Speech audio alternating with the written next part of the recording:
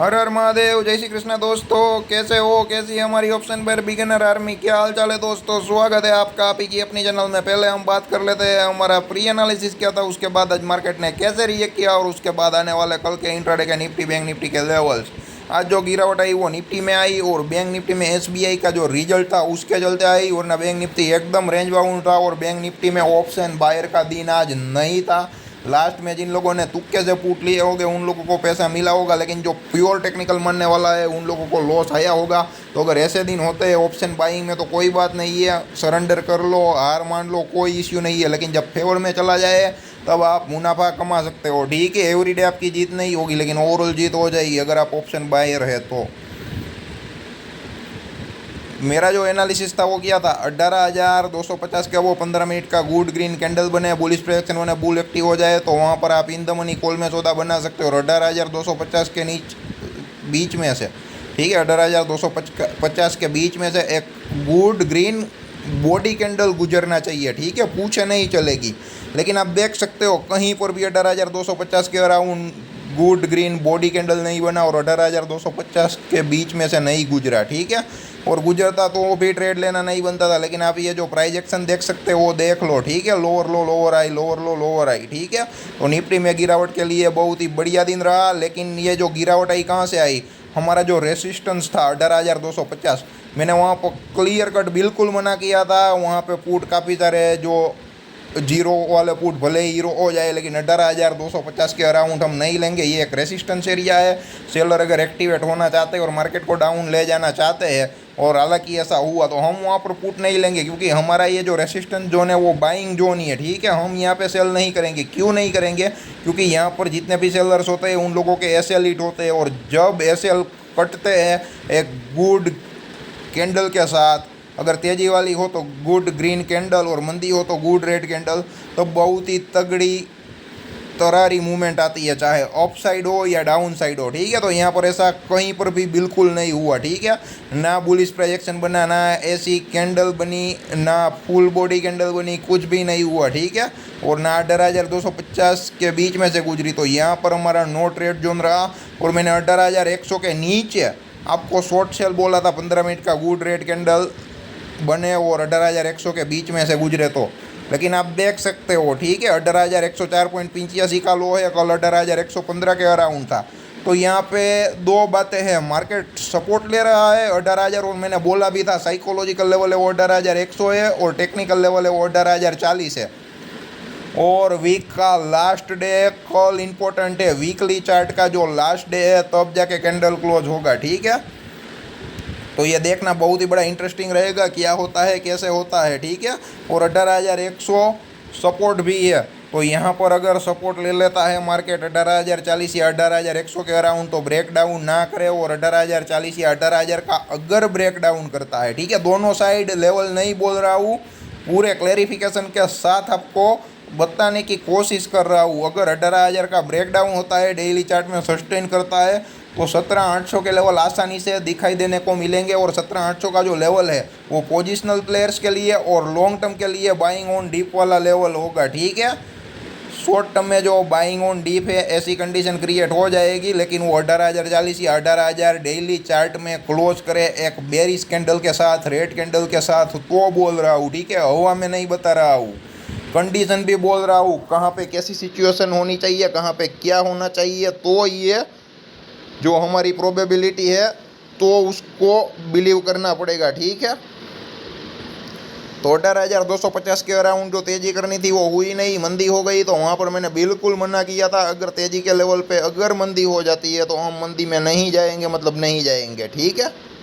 तो ये देखिए, तो कुल मिला के नो ट्रेड जोन रहा। ठीक है, और हम लकी इसलिए निकले कि पूरा दिन रेंज बाउंड था। ठीक है, तो भी यहाँ पर एक 25 से 50 पॉइंट की जो बैंक निफ्टी में ऑप्शन बाइंग में मूवमेंट होती है वो हमें मिल गई। ठीक है, मैंने क्या बोला था, 43,980 के अराउंड एक 15 मिनट का गुड ग्रीन कैंडल बने, बुलिश प्रोजेक्शन बने, बुल एक्टिव हो जाए तो वहाँ पर आप लोग इन द मनी कॉल में सौदा बना सकते हो। तो बुलिश प्रोजेक्शन भी बना, एक गुड ग्रीन कैंडल भी बना, और 43,980 का जो लेवल है वहाँ से जो बॉडी है, ठीक है, कैंडल का बीच से गुजरा ही। ठीक है, और मैंने डॉट डॉट वाली लाइन इसलिए खींची है कि एकदम माइनस का डिफरेंस है, तो दो ट्रेंड लाइनें खींचता तो आपको पता नहीं चलता। तो ये 43,981.90 का ही क्लोज है, ठीक है। वहाँ पे कुल मिला के 43,980 के ऊपर 1.90 का ही कैंडल क्लोज है। तो यहाँ पर एक कैलकुलेटिव रिस्क लेना बनता था। अगर ऐसे लीट हो जाता तो मान लेते कोई इश्यू नहीं था, कुछ भी नहीं था। उसके बाद आप देख सकते हो 44,080 तो नहीं गया, लेकिन वहाँ से सिर्फ और सिर्फ 0.80 शॉर्टेज था। मतलब कि एक कुल मिला के 100 पॉइंट की जो मोमेंटम चाहिए था वो बैंक निफ्टी को मिला, और वहाँ पे 25 से 50 पॉइंट या 25 से 35 पॉइंट आप लोगों को ऑप्शन बाइंग में आराम से मिले होंगे, अगर आप लोगों ने 43,900 का कॉल यहाँ पर बाई किया होगा तो, ठीक है। कुछ लोग बोले पारस भाई ये कैंडल दिखाई जो पहली कैंडल है, ठीक है, वो भी बन गई 43,980 के ऊपर, और वहाँ पर भी कैंडल क्लोज हुआ, ठीक है। लेकिन वहाँ पे जो फॉर्मेशन हुआ, ठीक है, जो प्राइस एक्शन है वो बना ही नहीं। यहाँ पर आप क्लियर कट देख सकते हो। कुछ लोग बोलते हैं तो पारस भाई पहली कैंडल आप देख लो, लेकिन पहली कैंडल की आप पूछे भी तो देख लो कितनी बड़ी बड़ी है। एक गुड ग्रीन कैंडल नहीं है। आप अगर आँख से देखोगे तो आपको आसानी से पता चल जाएगा, ठीक है। ये 43,980 के अराउंड एक बॉडी कैंडल भी बीच में से निकला, बुलिश प्राइस एक्शन भी बना, लेकिन गैप अप खुल गया तो जाहिर सी बात है, ठीक है, वो हायर हाई हायर लो या लोअर लो लोअर हाई वो देखने को नहीं मिलेगा। लेकिन वो कंडीशन नहीं थी पहली कैंडल पे, ठीक है। आप आंख डाल के ही पता कर सकते हो कि ये जो कैंडल थी वो बहुत ही बड़ी कैंडल थी और पूछे बहुत ही बड़ी थी, ठीक है, ऊपर या नीचे। तो ये मार्केट के लिए ख़राब है और ऑप्शन बायर के लिए ये क्लियर कट इंडिकेशन नहीं देता है, ठीक है। और मार्केट पूरा दिन साइड वेज ही था और साइड वेज ही रहने वाला था, लेकिन ये रिजल्ट आया उसकी इम्पैक्ट आने वाली थी, ठीक है। लेकिन हम लोगों को लगा कि तेज़ी साइड आएगी, लेकिन मार्केट ने डाउन साइड दी, रिजल्ट भी अच्छा आया, पॉजिटिव भी आया, लेकिन फिर भी गिरावट दे दी। और गिरावट ऐसे दे दी कि जो कॉल वाले थे उन लोगों के ऐसे लीट होते थे, कटते थे, ठीक है। लेकिन पुट बायर कहीं पर भी कमा नहीं रहा था। आप देख सकते हो जितना नीचे जाता था ना, ये पूछे देख सकते हो, ठीक है, वीक WIC के जिसको इंग्लिश में कहा जाता है। तो वहाँ पे जो कॉल बायर था ना, कॉल बायर, ठीक है, उनके SL तो हिट होते थे, तो सामने जो पुट बायर था वो पैसा नहीं कमा पा रहा था आसानी से। अगर कॉल वालों के SL हिट होते हैं तो पुट बायर को क्या है कि बहुत ही ज़्यादा अर्निंग होनी ही चाहिए, लेकिन यहाँ पर ये भी नहीं था। और जो डाउन साइड का गैप था वो सिर्फ फिल करने के लिए आया, ऐसा भी हम बोल सकते हैं। लेकिन कहीं पर भी क्लियर कट ऑप्शन बायर के लिए मोमेंटम नहीं था। अगर ऐसी ऑप्शन बाइंग मूवमेंट में अगर हमें पैसा मिल जाता है तो हमारा लक बहुत ही बढ़िया था आज के दिन के लिए, ऐसा हमें मानना पड़ेगा, ठीक है। लेकिन ऐसी रेंज बाउंड मोमेंटम में काफ़ी सारे ऐसे लीड होते हैं, ठीक है, ऑप्शन बायर के। इसलिए ही बोलते हैं ऑप्शन ट्रेडिंग में अगर आप काम करते हो तो ओवर ट्रेडिंग ना करें, मैक्सिमम 1 से 2 ट्रेड ले। अगर फेवर में जाइए तो आप खड़े रहे, फेवर में ना जाइए तो लॉस को तुरंत काटिए, और कभी भी ओवर ट्रेडिंग ना करें, ठीक है। कहीं पर भी एक ट्रेड खत्म, दूसरा ट्रेड ले ही लिया, दूसरा ट्रेड लिया, तीसरा ट्रेड ले ही लिया। आप लॉस रिकवर करने के लिए जाते हो, लेकिन लॉस रिकवर करने के चक्कर में, ठीक है, लॉस रिकवर करने के चक्कर में आप और भी ज़्यादा लॉस कर बैठते हो, ठीक है। तो ऐसी गलती ना करें और पेशेंसली बैठे रहिए, शांति से बैठे रहिए। अगर ऐसा दिन होता है मान लो कि, तो दूसरा दिन आने ही वाला है, सरेंडर कर लो ना मार्केट को, ठीक है। मार्केट के सामने सरेंडर कर दो, हार मान लो, कोई दुविधा नहीं है, कोई इश्यू नहीं है। लेकिन जब फेवर में आए तब जीत आपकी पक्की है, ठीक है। तो ऐसे हार मान लेना भी सीखे अगर आपका दिन नहीं है तो, क्योंकि ऑप्शन बायर का दिन ही नहीं था, ठीक है, बैंक निफ्टी में। और ये जो मंदी भी हुई वो तेज़ी के लेवल पे हुई, लेकिन हमारी मेहरबानी, मतलब कि ऊपर वाले की जो मेहरबानी है वो इतनी है कि हमारा जो SL है वो नहीं कटा और हमें जो टारगेट चाहिए था वो मिल गया। लेकिन आज के दिन हमारा भी SL हो जाता, चांसेस था, लेकिन मैंने क्या बोला, हम ऑलवेज एंड ऑलवेज लेवल पे काम करेंगे तो SL हिट होने के चांसेस कम रहेंगे। लॉस होगा तो कम होगा, प्रॉफिट होगा तो ज़्यादा या कम होगा, दोनों चलेगा, ठीक है।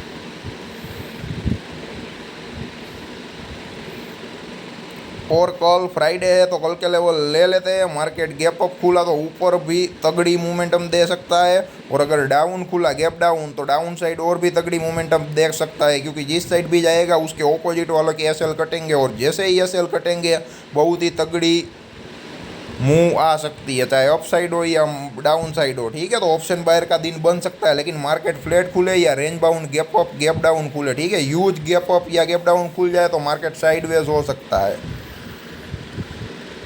तो लेवल निफ्टी में का ये जो है मोस्ट प्रोबेबली यही रहेगा, ज़्यादा कुछ डिफरेंस है नहीं। कल का वीडियो देख लेना, सेम टू सेम लेवल है, और कल का मैं रिपीट नहीं करना चाहता।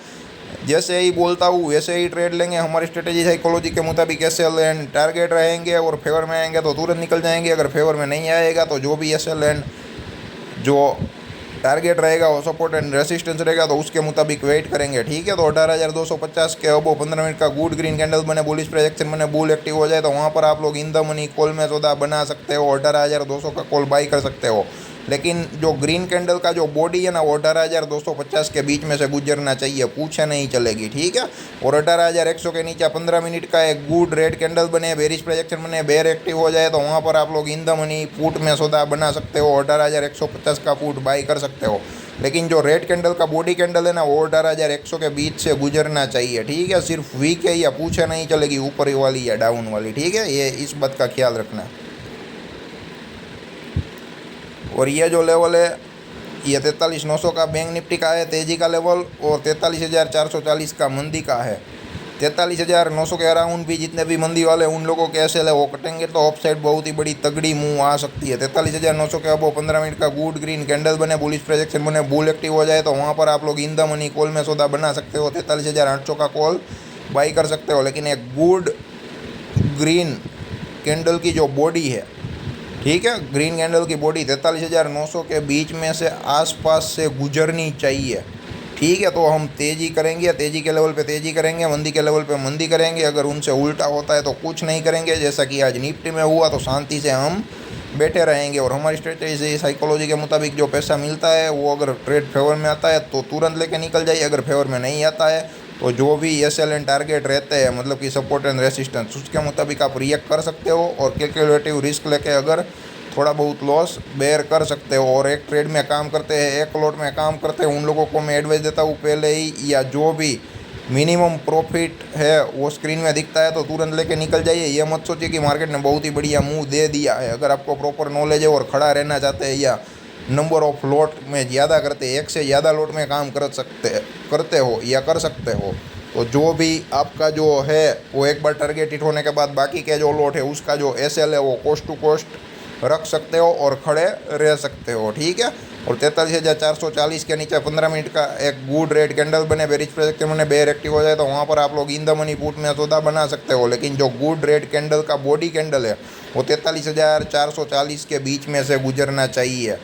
ठीक है, तो वहाँ पर आप लोग 43,500 के पुट में भी काम कर सकते हो। तो जिस साइड भी मार्केट जाएगा एक मोमेंटम दे सकता है और ऑप्शन बायर का दिन बन सकता है, खास करके बैंक निफ्टी में, चाहे तेजी हो या मंदी हो। ठीक है, और आज निफ्टी का दिन था डाउन साइड, तो हो सकता है कि कल निफ्टी साइडवेज रहे। ठीक है, ऐसा नहीं मैंने बोला तो साइडवेज ही रहेगी। ठीक है, लेकिन बैंक निफ्टी आज साइडवेज थी तो बैंक निफ्टी में एक मोमेंटम ऑप्शन बायर के लिए जनरेट हो सकता है। लेकिन जनरेट नहीं होता है तो कोई बात नहीं है, हमारे लेवल आए तो ट्रेड ले ले, ना आए तो कुछ नहीं करे, शांति से बैठे। गैप अप या गैप डाउन खुल जाए तो भी कुछ मत करे। गैप अप गैप डाउन खुलने के बाद हमारे लेवल आए तेजी के लेवल पे तेजी हो, मंदी के लेवल पे मंदी हो, तो ही हम काम करेंगे, वरना काम नहीं करेंगे।